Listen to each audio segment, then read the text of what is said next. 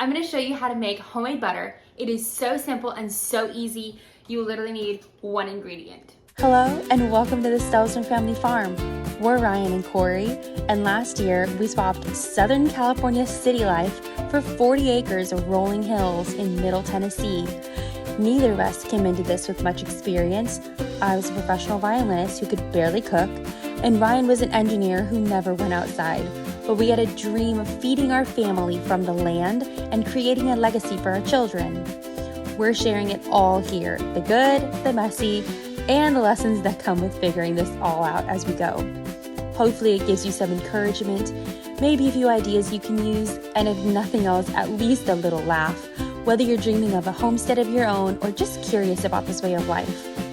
So follow along as a violinist and engineer become farmers. I'm gonna use our food processor to make butter today. I used to use my KitchenAid on my mixer, and then I was talking to our dairy farmer who we get our dairy from, and he was like, why are you using your KitchenAid? Use your food processor. And I was like, what? He's like, it takes 5 minutes, it's so clean, and the butter just turns out so much better, and that's exactly what I have found. So food processor it is for me from now on out. You're also going to need a bowl of ice water to rinse your butter through after we're done. I'll show you how to do that. And then if you want to make it a salted butter, you need some sort of salt. You also don't have to put salt in it. You can literally do whatever you want to this butter. You're making it. So if you don't want to put salt in it, make it unsalted, great. I always put salt in it. The other thing I always do to mine that I have out is I always put in oregano and thyme and make it like an herb butter. It is so good. I'm going to show you how I do it just in case you care, but I'll also show you how to just make it salted and how to just make it unsalted. Like I said, the only ingredient you need is heavy whipping cream. You can use this. I'm literally going to use the one from the store. You can also use, obviously, if you have a milk cow, you can use your cream. One day I'll be there. I've noticed it helps make it a little bit quicker if you let the cream sit out for a tiny little bit, maybe 10-15 minutes. I didn't really get to do that today. It sat out for maybe 5 minutes. So, oh my gosh, where's my... This is very important to have inside your blender. Now we're good. So all we're gonna do now is turn it on.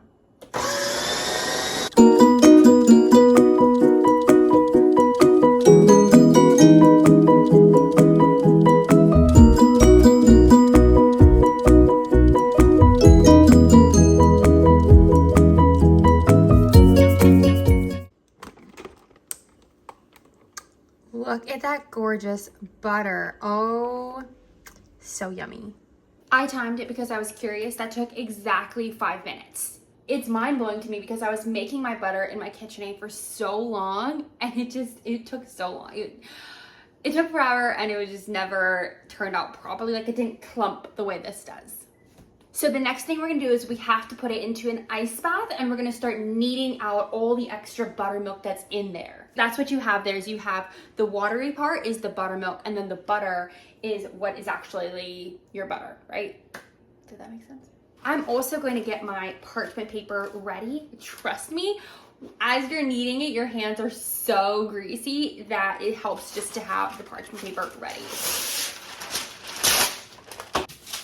Can't see what I'm doing, but I'm placing it right there.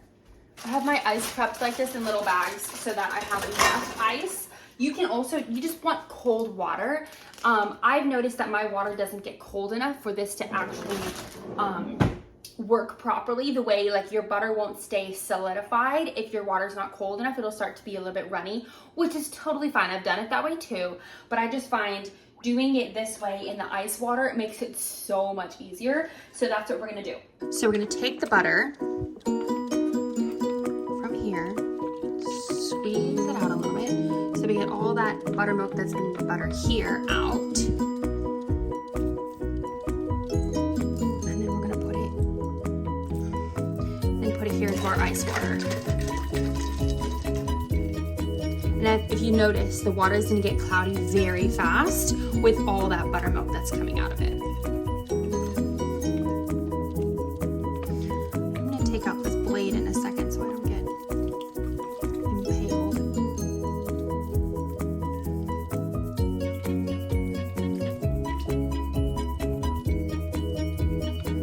So now everything that's left in here is just buttermilk, and here we have our butter. So now I'm gonna start kneading it in this water.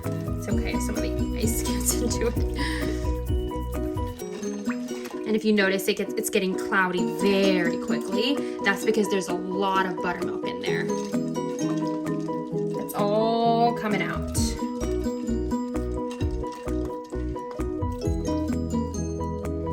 So you want to do this until the water, as you're kneading it, is totally clear.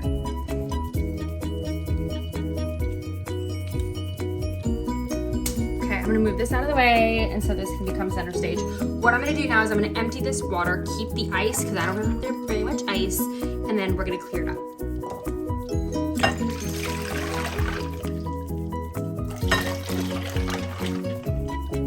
Here we go again.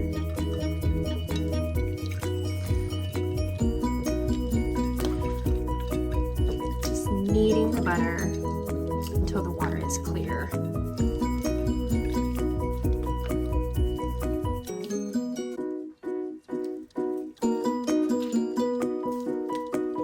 We're gonna do it again. We're gonna empty this out, and then we're going to put more ice and more water.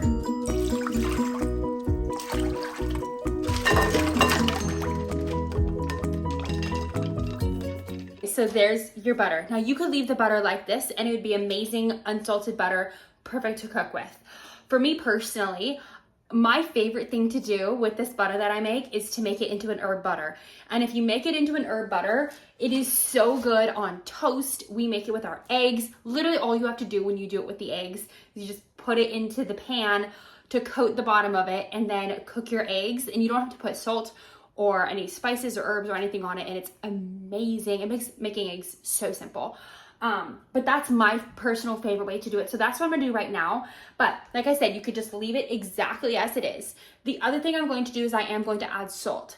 And for 1 quart of butter, which is exactly what we did just now, is we're going to put in 1 teaspoon of salt. Let's put our buttermilk away while we're here. What we do with this is you can leave it, do not quote me on this exactly, but I believe to make cultured buttermilk, you leave it on your counter and that will culture the buttermilk and make it super duper yummy. But what we do is we honestly just give it to our dog. He eats really well. He eats a raw food diet, which means he eats like raw chicken, raw pork, eggs, like raw eggs. So everything he eats is raw. And then we put some buttermilk into it and he is obsessed with, like he loves the buttermilk in it. So that's what we're gonna do. I'm just gonna leave it on my counter though for tonight when my husband feeds the dog. So now what we're gonna do is we're gonna put salt into it. And what I kind of do is I just mash it up into just a big blob, essentially. And then I'm just gonna put the salt into it. What I'm gonna do is I'm gonna put half the salt now and then half the salt after I mix it through. Y'all, I just showed you from this really awesome angle exactly how to do this, and I did not record it. I did not press record. Like, are you freaking kidding me? Okay, so basically what you're gonna do is you're gonna press it out like this. Cannot believe I didn't press record. And then you're gonna put a half of the teaspoon of salt into it. Plus I put the oregano, some oregano and some thyme into it. And then you mix it in like this. I'm so pissed I did not press record, you guys. I'm so sorry. And then kind of after you've mixed it all in, then what you're gonna wanna do is do the same exact thing again, kind of on the other-ish side. Put the other half of the butter and more oregano and thyme if you're doing herbs, and then again just mix it up again, and then you can put it into whatever kind of shape you want to do. I usually kind of just do like a little pretty ball, and that's pretty much it.